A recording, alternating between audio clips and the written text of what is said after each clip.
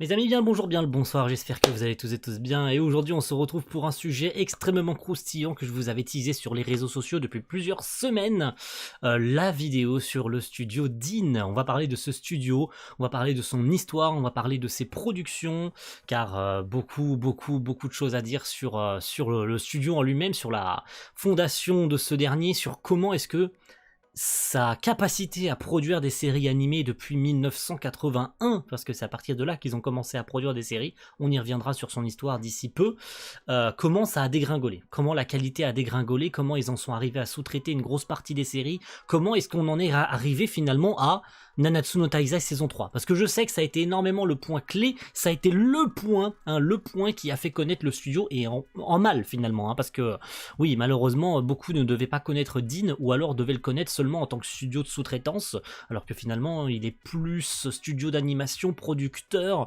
que sous-traitant lui-même. Mais, il n'empêche que, ils sont tristement célèbres pour Nanatsu no Taizai. Ça, c'est évident, tout le monde le connaît rien que pour ça, pour la catastrophe qu'est Nanatsu.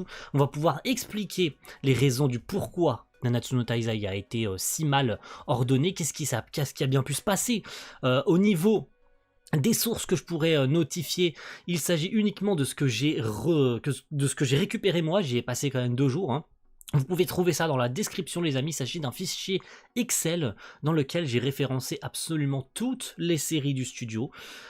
Dans plusieurs onglets vous pourrez retrouver pas mal de petites choses, notamment combien de séries ont été produites par le studio depuis qu'ils ont commencé à faire des séries et 2022, donc en l'occurrence entre 1981 et 2022, je m'occupe pas de cette année, je m'occupe pas de cette année étant donné que les séries sont toujours en diffusion ou vont être en diffusion en cours d'année.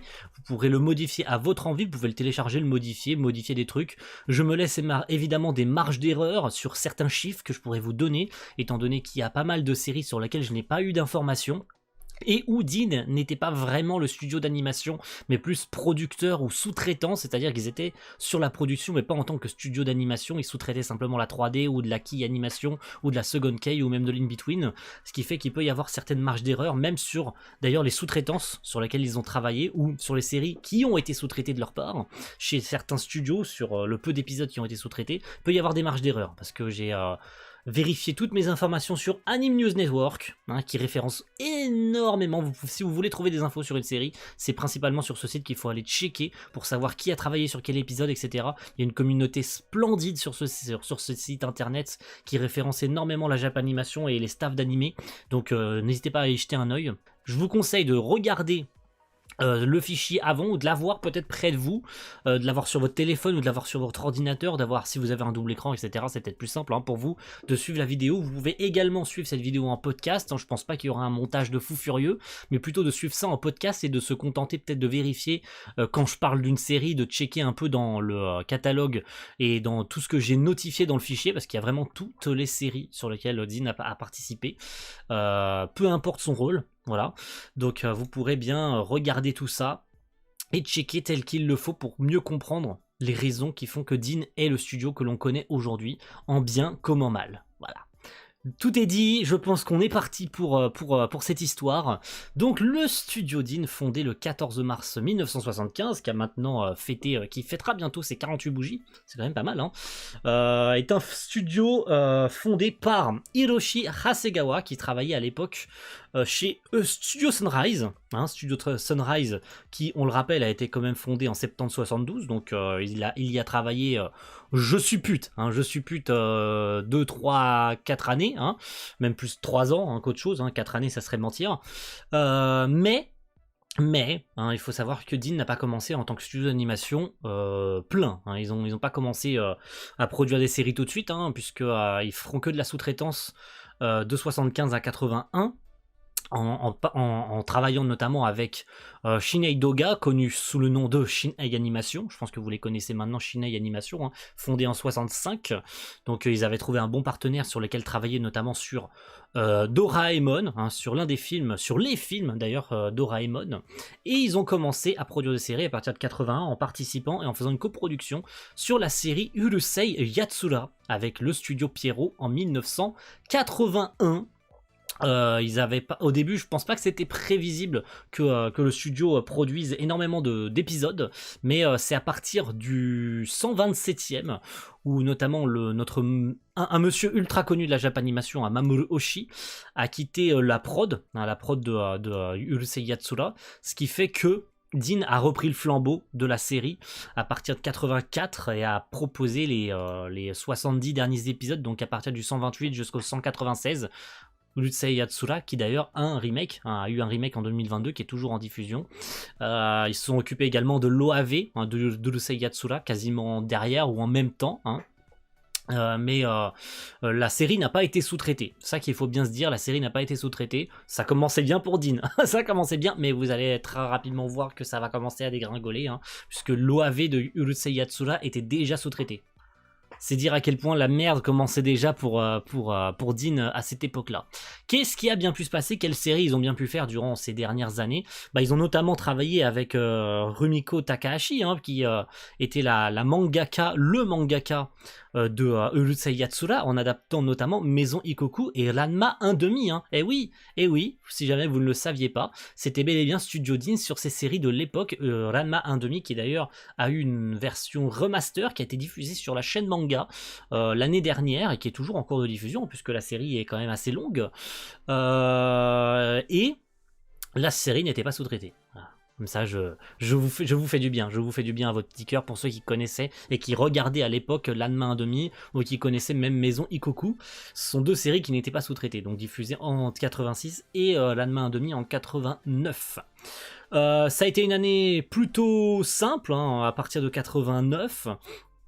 Étant donné qu'ils n'ont pas produit énormément de séries, notamment entre 81 et 90, ils vont en produire 5, 6, 7, 8, 9, voilà, c'est pas énorme, une par an, 81, une production, en 85, parce que oui, ils en feront pas, entre 81 et 85, ils feront pas 82, ils feront pas 83, pourquoi? Parce qu'ils vont continuellement travailler, je vous l'ai dit, sur Urusei Yatsura, donc ils n'auront pas forcément le temps de travailler sur 50 séries en même temps, donc c'est qu'à partir de 89, plutôt 85-86, où ils vont commencer à travailler sur Maison Ikoku ou encore Tenshi no Tamago, des séries plutôt rapides finalement, des séries pas trop longues, qui vont commencer après à s'attaquer à des séries plus compliquées comme Ranma 1/2 qui ne leur aura pas trop causé de problème en termes de production, mais les galères vont commencer à partir plus de 91, puisque 90 ils feront qu'une seule série, très peu, mais 91 ils vont s'attaquer à un OAV ou même un film, Ranma 1/2 qui sera sous-traité chez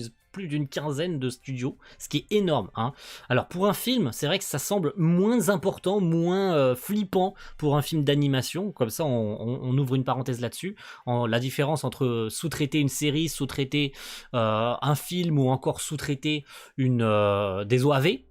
Et d'ailleurs je vous conseille une vidéo sur la sous-traitance, sur comment fonctionne la sous-traitance, qu'est-ce que c'est la sous-traitance finalement, sur la chaîne de LKP ou LPK, je sais plus comment ça s'appelle la chaîne, mais vous aurez le lien dans la description de la vidéo qui parle vraiment de la sous-traitance. C'est en 2-3 minutes, mais ça vous permet de comprendre mieux comment fonctionne la sous-traitance dans les séries animées et pourquoi la sous-traitance existe et pourquoi elle est nécessaire dans la Japanimation, parce que on sait qu'aujourd'hui les productions se cassent littéralement la gueule. S'il n'y avait pas la sous-traitance, sachez que le médium aurait déjà disparu depuis très longtemps. La Japanimation n'aurait pas produit autant de séries sans sous-traitance.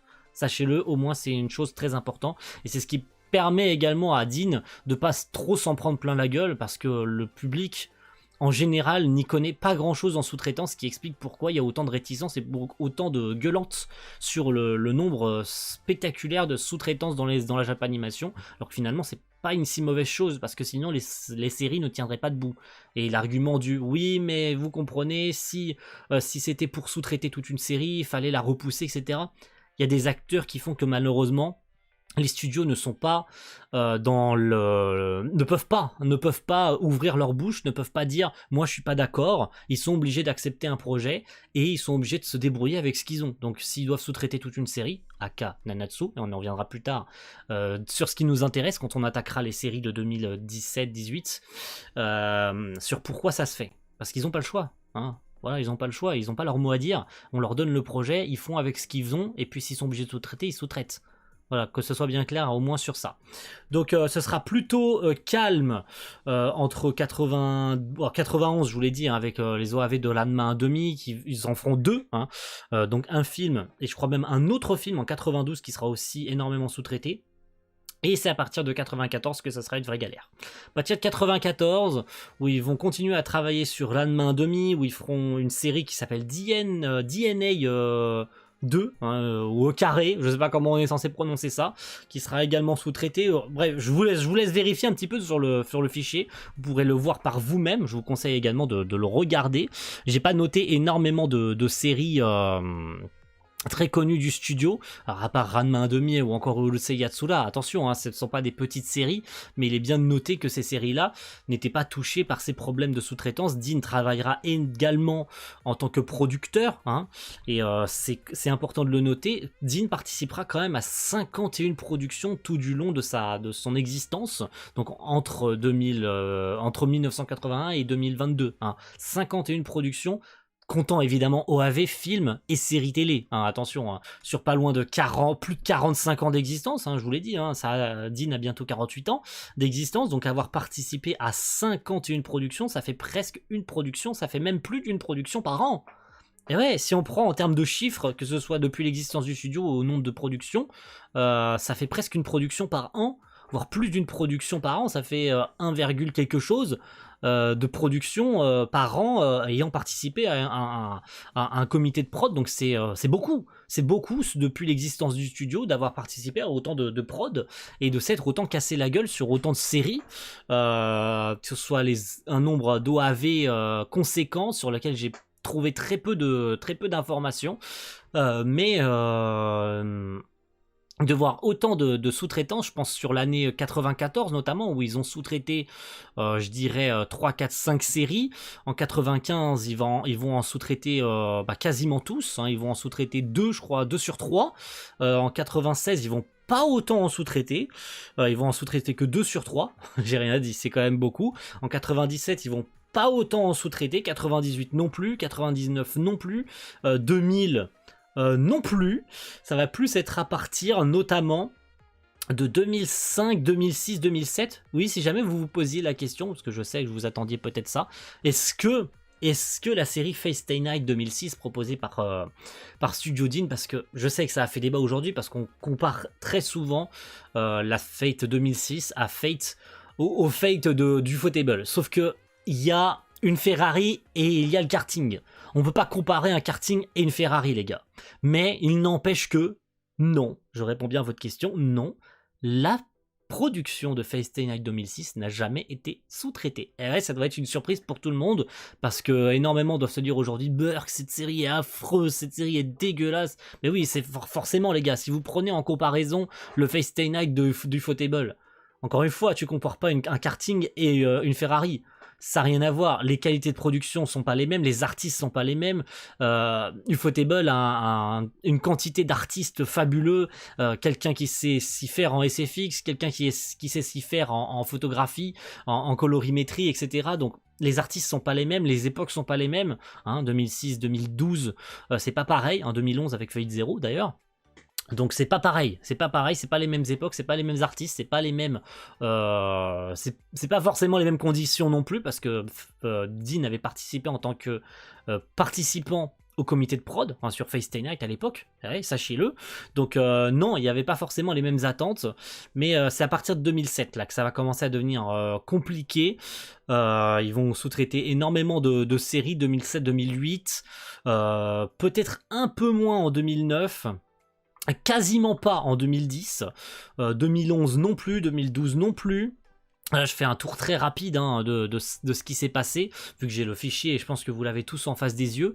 Mais pour vous faire juste une idée globale du nombre de productions avec cette marge d'erreur, le studio aura produit entre 1981 et 2022 pas loin de 255 séries. Est-ce que vous vous rendez compte du nombre que c'est ? 255 séries en comptant, évidemment, je le répète, ça fera 50 fois, hein, séries télé, OAV, films. C'est quand même énorme. C'est vraiment énorme. À titre de comparaison, si on prend les chiffres entre 81 et 93, il y aura eu 2-3 productions par an. Maximum. Vraiment 3, c'est ce qui se passera en 92. Et à partir de 94, ça sera 5. Puis à partir de 98, ça sera 8. Puis ça repassera un petit peu à 2, mais ça chevauchera d'un seul coup et ça passera à 9. Puis ça redescendra à 7, puis à 4, puis à 9, puis de nouveau à 4. Et puis 2006, comme je le disais tout à l'heure, c'est là que les galères vont commencer. 2006-2007, on va passer quand même de 4 à 12. Vous vous rendez compte? 4 à 12. C'est énorme. Et ça s'arrêtera pas là, parce que 2007, ça sera 9. 2010, ce sera 13. C'est vrai, c'est beaucoup plus, c'est beaucoup plus. Puis ça redescendra un peu à 7, ça remontera à 9, puis encore à 12, puis à 11, puis à 11, puis à 13. Oui, parce que les galères, les vraies galères, même si 2006 sera déjà une grosse année, ça restera constant à partir de 2011, où ils en feront 12, puis 11, puis re-11, puis 13, puis 11. Et là, 2016-2017, ça sera l'hécatombe, avec 16 et 17 séries. C'est stratosphérique. C'est vraiment stratosphérique en termes de chiffres. Ça vous dit peut-être rien comme ça, mais si on décortique toutes les saisons, que ce soit printemps, été, automne, sur les 3 années, même hiver, d'ailleurs si on compte le début d'année, ça fait, si on découpe sur ces 4, si on fait 16 ou 17 divisé par 4, ça fait pratiquement 4 séries. Ça fait 4 séries quasiment par saison. C'est énorme. Je sais pas si vous rendez-vous, 4 x 4, 16, ça fait vraiment beaucoup. Vraiment, ça fait énormément de séries en une année. Et 4 séries diffusées en même temps par saison. Je sais pas si vous vous rendez compte, mais comment le studio n'a pas coulé en fait. Vraiment, si on revient sur les chiffres, donc on disait 2016 avec 16 séries, ce qui est assez relatif, 2016, 16 séries. Peut-être qu'ils avaient calculé leur coût, qui sait, personne ne sait. Mais vous savez combien de séries ont été sous-traitées? 7 séries. 7 séries, ça fait presque la moitié. Ça fait presque la moitié, on n'est pas à la moitié, mais ça fait quand même beaucoup de séries sous-traitées, dont Nadze Kiru, Reizenkan, Sakamoto Desuka, et oui, beaucoup doivent pas le savoir, moi-même j'ai été surpris de le savoir en écrivant cette vidéo, que Sakamoto Desuka, une série extrêmement connue, a été proposée par le studio Deen, et pourtant, c'est une série qui n'est pas visuellement moche. Et oui, c'est bel et bien le studio Deen qui a proposé cette série, dont ils ont sous-traité 3 épisodes. Non, pardon, ils en ont sous-traité 5. Excusez-moi, je me reprends. Ils en ont sous-traité 5. Quasiment la moitié de la série. Donc voilà pourquoi Sakamoto Desuka a réussi à pas être aussi moche. Parce que 5 épisodes ont été sous-traités. Ça fait beaucoup d'informations à prendre d'un seul coup, je sais, je m'en rends bien compte, que ça fait beaucoup d'informations à prendre d'un seul coup. 2017 aussi, combien de séries ont été sous-traitées? 8, il y en a eu, je vous le rappelle, en 2017, il y a eu combien de séries? 17. 8, ça fait encore une fois presque la moitié. C'est beaucoup. C'est vraiment beaucoup, plus de la moitié des séries ou quasiment la moitié des séries sous-traitées. Alors ils ont très souvent eu les mêmes, énormément de studios sous-traitants sont revenus. Sunshine Corporation, Blade, APPP, C2C et le célèbre Marvel Jack. Ils ont commencé à travailler avec eux en 2016. Donc et ça va être une collaboration de longue durée, puisque vous le savez, voilà, Marvel Jack prendra ses aises en tant que sous-traitant principal de nos chers amis de chez Deen, où ils vont travailler également encore avec d'autres productions, avec d'autres studios de sous-traitance, Magic Bus, Asahi, Seven's Arc, PRA, Studio Blanc, Studio C2C, David Productions également, Studio Comet, Studio Guts, et beaucoup, même Studio Mappa aussi également en 2013. Oui, ils ont sous-traité un film où ils ont participé à Mappa, enfin ils ont fait participer Mappa à un film en 2013, mais voilà, vous l'avez très globalement, et puis ne parlons pas de 2018. 2018, 100% des séries ont été sous-traitées. Non, je ne mens pas, 100%. Enfin, plus 98% des séries ont été sous-traitées. Et 2018, c'est combien de séries? C'est 13. Et 2019 fera pas mieux. 2019 ne fera pas mieux. Toutes les séries de 2019 également vont être sous-traitées. Dont un fameux Nanatsu no Taizai Kamigami no Gekirin. Eh oui, ça y est, on y est. Je pense que vous l'attendiez. Les raisons qui font que pourquoi Nanatsu no Taizai a été sous-traité. On va pouvoir enfin parler d'un truc qui fâche. La raison pour laquelle Studio Deen a autant sous-traité de production, parce qu'on va s'arrêter là, hein, parce que je pourrais encore parler de 2020, 2021, 2022 également, même s'il n'y aura pas eu énormément de sous-traitance en 2021. Beaucoup en 2019, ils ont fait très peu de séries en 2020, mais je crois qu'une sur deux a été sous-traitée, mais encore une fois rien de bien méchant. Et si on prend aussi Fundo no Chipan, hein, la saison 4 et finale de Nanatsu qui a été sous-traitée aussi 100% chez Marvel Jack, mais on va pouvoir expliquer les raisons de pourquoi autant de séries ont été sous-traitées chez Studio Deen. En tout cas, je vais essayer d'y répondre de façon plutôt simple, histoire que tout le monde comprenne un peu mieux comment fonctionne la sous-traitance, même si je pense que vous aurez été voir la vidéo une fois de plus de LPK pour mieux comprendre les raisons, ou plutôt comment fonctionne la sous-traitance. Hein. Maintenant, les raisons sont tout autres. Vous savez que les studios, en général, et je pense que ça a été plutôt le cas pour Studio Deen, parce que les chiffres sont quand même assez, pas alarmant parce que j'ai eu beaucoup de séries sans information, j'en compte à peu près une cinquantaine où j'ai pas trouvé grand chose à dire, ni suffisamment d'informations pour savoir si c'était sous-traité ou pas sous-traité, parce qu'il y a eu quasi zéro information dessus, ou encore une fois pas assez d'infos à mon actif, ni articles disponibles pour me faire pour avoir suffisamment d'infos. Mais je compte entre 81 et 2022 111 productions sous-traitées. Sur 255, ça fait un peu moins de la moitié. Mais, si on prend en compte le ratio de séries dont j'ai pas d'informations, si on déduit ces 255 séries, ça fait plus de la moitié des séries sous-traitées. Parce que 255, vous en retirez 53, il nous en reste 203, hein, même 202, même très exactement. 111, les gars, ça fait plus de la moitié. Ce qui veut dire que depuis son existence, Deen a sous-traité plus de la moitié de ses séries. Encore une fois avec une marge d'erreur, hein, mettons-le entre parenthèses avec encore une fois une marge d'erreur, tout en ayant participé à 51 de ces séries. Dont une par an. Il est probable que une sur deux, j'ai pas vérifié les chiffres, une sur deux a très probablement été sous-traitée. C'est beaucoup, vraiment beaucoup. Qu'est-ce qui explique ces sous-traitances, autant de séries, pourquoi autant de séries a été sous-traitées? Je vais essayer d'y répondre de la manière la plus simple possible et avec la meilleure explication possible parce que j'ai pas de source. Donc tout ce que je pourrais vous dire ici peut être complètement faux. Histoire qu'on soit bien clair, que vous ne preniez pas mes arguments et que vous ne preniez pas cette information pour argent comptant, parce que ce n'est pas la vérité. C'est juste ce que moi, en tant que fan de la Japanimation et avec l'expérience que j'ai acquise en tant que fan de Japanimation et en tant que fan de production, grâce à toutes les connaissances que j'ai acquises en termes de consommateur, et comment je m'y connais, je me considère pas comme un expert, hein, attention, que quelqu'un vienne pas me dire que je prenne la grosse tête, que encore une fois je m'y connais et que je suis le boss et tout le monde devrait me croire. Non, prenez pas mes arguments comme argent comptant. Une fois de plus, qu'on soit bien clair, que vous ne me preniez pas comme référence et que vous ne dites pas oui mais il a dit donc ça veut dire que c'est vrai. Non. Qu'est-ce qui explique pourquoi Studio Deen a sous-traité autant de ces séries? Eh bien parce qu'ils ont besoin de survivre.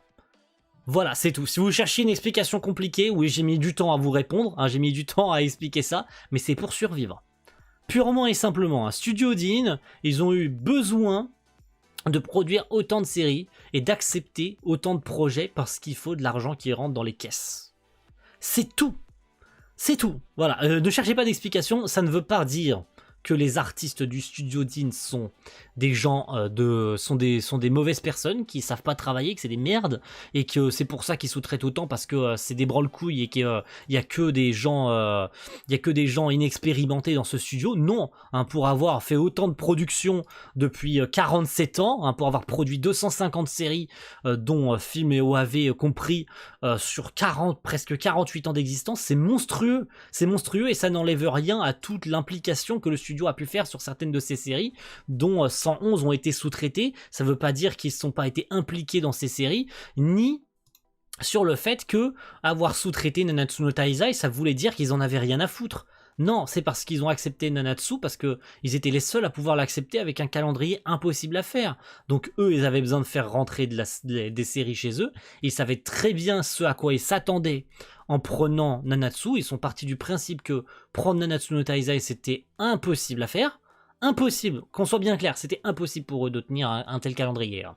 Impossible. Donc ils sont partis du principe que accepter Nanatsu no Taizai, c'était prendre l'initiative et la désillusion plus qu'autre chose, hein, parce que pour eux, l'argent rentre dans les caisses, hein, ce qui a pour principe, même si ça n'a pas payé les employés de Dean, hein, ce qui est bien dommage d'ailleurs, d'avoir accepté une série qui finalement ne les paye pas eux, mais ceux de Marvel Jack, chez qui ça a été sous-traité, donc c'était plus une catastrophe qu'autre chose d'avoir accepté la série, mais sur toutes ces lots de séries sous-traitées, il n'empêche que, si vous en connaissez certains, vous devriez être surpris. Hein, certains d'entre vous qui s'y connaissent peut-être mieux que moi en Japanimation vont voir quelles séries ont été sous-traitées et vont être surpris de savoir que ces séries ont été sous-traitées, parce que sous-traitance n'est pas égale à mauvaise qualité.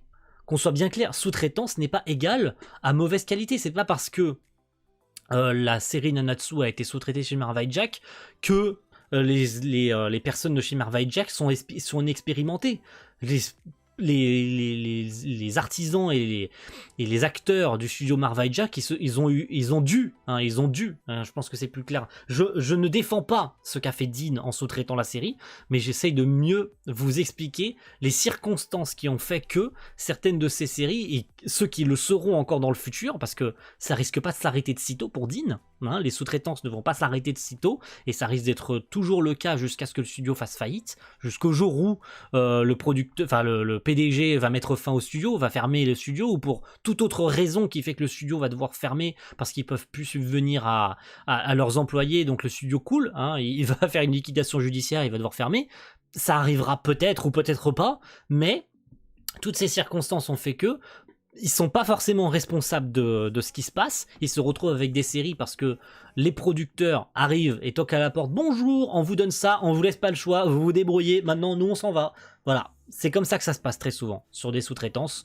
On arrive, enfin sous-traitance, surtout sur Nanatsu, hein, parce que Dean ne devait pas être le studio de base. Ils se sont, je pense, retrouvés avec le studio, avec la série sur le dos. Ils avaient 3 mois pour faire la pré-prod. Ils ont fait non, Marvel Jack, vous vous en chargez. Nous, on peut pas faire grand-chose. Voilà ce qui s'est passé. Voilà pourquoi ça s'est passé. Mais dans le lot, moi, personnellement, je retiendrai notamment Konosuba. Konosuba qui a eu un seul, je dis bien un seul épisode sur les 2 séries proposées par Studio Dean. Oui, ni aucun, qu'on soit bien clair, entendez bien mes paroles, absolument aucun épisode de la saison 1 n'a été sous-traité. Et là, ça porte à confusion. Ça porte à confusion, pourquoi ? Parce que c'est pas la meilleure série qu'a proposé Dean. C'est pas la pire non plus, hein, parce que visuellement, il y en a qui diront ouais, ça montre bien à quel point le studio Dean est incompétent, la série elle est moche, hein. Non, sauf que c'est un choix artistique. C'est pas parce que les acteurs du studio Dean sont mauvais, hein. Surtout qu'il y a Kazunori Ozawa qui a fait les explosions, un animateur extrêmement expérimenté dans ce domaine. Si la production s'était si mal passée, ce qui n'est fondamentalement pas le cas puisque la série n'a pas été sous-traitée, à part un épisode dans la saison 2, l'épisode 8, sous-traité chez Studio C2C. Un grand acteur aujourd'hui, Studio C2C, vous les connaissez, hein, ils produisent de très bonnes séries. Et ça n'empêche pas les 2 séries d'avoir été bien, ça n'empêche pas non plus le film d'avoir été outsource chez JC Staff, ça n'empêche pas non plus la saison 3 d'être passée chez Studio Drive, et ça n'empêchera probablement pas d'autres séries de changer de studio, mais il n'empêche que ce soit pour Nanatsu, que ce soit pour pas mal d'autres séries. Je pense à une autre bonne série qui a très bien marché chez Studio Dean, et je crois que la saison 2 ou la saison 3 de cette série est toujours diffusée, c'est Majutsushi Orphans, si ma mémoire est bonne. Majutsushi Orphans, avec sa 3e saison diffusée cette année. Dean est capable de proposer de très bonnes choses, et Majutsushi Orphan, la saison 2, je crois même la saison 1, n'a pas été sous-traitée. Alors je sais plus si la saison 1 était chez eux, mais la saison 2 qui était diffusée en 2020 n'a eu qu'un seul épisode sous-traité sur les 12. Donc oui, quand Dean peut se permettre de faire des épisodes internes et ne pas outsource ses séries, ils le peuvent, et ils sont capables de faire de bonnes choses. Mais quand on leur refile dans les pattes, comme beaucoup de studios, je veux dire, Dean n'est pas le seul, mais Dean s'en prend plein la gueule parce que c'est Dean, et parce qu'ils ont pris Nanatsu. S'ils n'avaient pas pris Nanatsu, ça aurait été un autre studio qui s'en serait pris plein la gueule. Mais parce que c'est Dean, donc on est obligé de mettre un point sur Dean et d'expliquer, et je suis obligé de faire cette putain de vidéo pour vous expliquer pourquoi Dean n'est pas un si mauvais studio que ça. Et pourquoi, dans les prochaines années, même si ça ne veut pas forcément dire qu'ils vont s'améliorer, que la situation va évoluer, en bien comme en mal, mais ils participent et ils vont participer encore dans les prochaines années à des coprods. Je pense notamment à un film Sailor Moon Eternal en 2021 où ils ont collaboré avec Studio Dean. Ils ont fait des collabs hein, et ça s'est très bien passé quand ils ont fait des coproductions. On pense à l'époque, hein, je vous en parlais au début de vidéo, la coprod sur Urusei Yatsura où ils ont repris la main sur la fin de la série. Mentez si vous voulez, hein, mais dites-moi dans les commentaires, ceux qui ont regardé Urusei Yatsura de l'époque, ou même le Ranma 1/2, est-ce que vous trouvez la série fondamentalement laide? Et c'est le studio Dean. Alors je sais que les capacités en termes de production de séries ont évolué au fil des années, entre 81 et 2022, c'est incomparable, hein, les manières de travailler, mais il n'empêche que le studio Dean évolue à sa façon. Pas forcément bien, hein, puisque 2006 ça a été un peu le point de chute, hein, c'est là où la montagne s'est effondrée et c'est devenu une petite colline, et la petite colline a commencé à creuser très profond dans la terre pour essayer de se cacher, parce que ça commence à devenir très dur, hein. Je le répète pas suffisamment, 2018 et 2019, donc voilà, les faits sont là, Studio Dean s'est ramassé, et Studio Dean essaye de faire du mieux qu'ils peuvent pour ne pas se ramasser. Ça veut pas dire qu'ils vont réussir à relever la tête, surtout après la catastrophe Nanatsu et toutes les autres catastrophes avant, hein, parce que Nanatsu n'est pas la seule hein, en 2018 à avoir été aussi catastrophique. Alors pas forcément avec autant d'épisodes sous-traités, hein, calmons-nous, parce que Nanatsu c'est quand même un gros morceau d'avoir sous-traité toute la série. Là, voilà, Marvel Jack a aussi été appelé avant même Nanatsu sur une autre série en 2018, Agu Tensei Ningyo, qui a aussi été sous-traité à 100% chez Studio Dean, enfin chez Marvel Jack. Donc ce sera pas les premiers, ce sera pas les derniers, que ce soit avec tous les studios chez qui ils collaborent.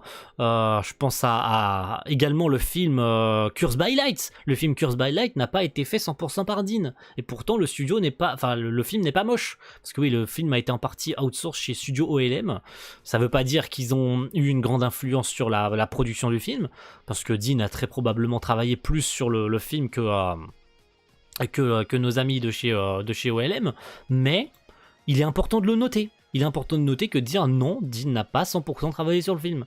Donc non, Dean n'a pas forcément eu une bonne approche sur le film, parce que le staff était le même que la série télé, qu'il y a eu des sacrifices à faire, et qu'il y aura encore des sacrifices à faire plus tard, que ce soit sur le film Sailor Moon Eternal, où ils sont simplement en coproduction avec Toei. Je pense que ce sera plus Toei qui va travailler que sur le film, mais ils vont participer, et il y a un futur film cette année, une fois de plus, Sailor Moon, Cosmos, ça s'appelle, qui sortira cette année, encore une coprod entre Dean et Toei. Est-ce que c'est quelque chose qui va s'installer dans le temps et que ça va être de mieux en mieux pour Dean? Est-ce qu'ils vont plus se diriger vers des films pour essayer de redorer un peu leur blason, pour dire hey, vous avez vu, on a participé au film Sailor Moon, vous avez vu, c'était beau, hein, c'était stylé, venez regarder nos séries, ayez confiance. Est-ce qu'ils essayent de redorer un peu leur blason? Je ne sais pas. Est-ce que ça va être mieux dans le futur? Je ne sais pas. Est-ce que c'était mieux avant? Non. La réponse est non. C'était pas mieux avant, et ça c'est équivalent pour tous les studios. Malheureusement. Malheureusement, c'est un fait pour toute la Japanimation. Donc que ce soit leurs 111 sous-traitances, que ce soit leurs 255 séries, que ce soit d'avoir participé à 50 productions en tant que participant au comité, donc ils y ont mis de l'argent pour arriver à des résultats pas toujours qualitatifs. Oui, ils ont fait des sacrifices, ça n'a pas toujours été bien, mais ils sont toujours debout. Il n'empêche, respect à Studio Dean d'être toujours là, respect à Studio Dean de toujours nous proposer des séries, bien ou pas bien, tout est selon votre goût et votre appréciation et votre degré d'exigence.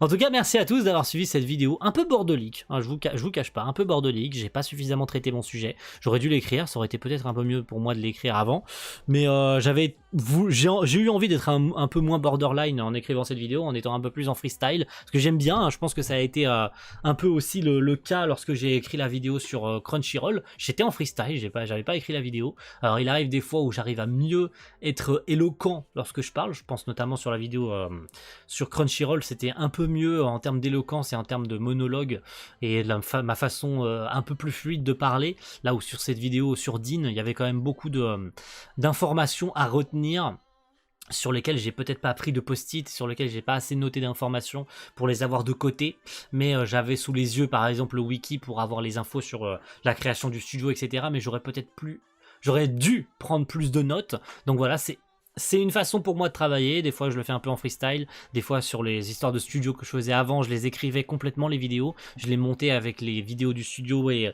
pas mal d'informations. Là je suis parti un peu en freestyle, mais il n'empêche que cette vidéo risque d'être bien, donc j'espère que vous l'aurez, enfin j'espère en tout cas qu'elle était bien pour vous, que vous l'avez appréciée. J'aurais essayé d'apporter un peu de dynamisme au montage pour que ce soit pas trop chiant lors des monologues un peu relous, j'aurais coupé certaines parties, notamment lorsque je cherche des infos sur Marvel Jack tout à l'heure. J'aurais très certainement coupé une grosse partie.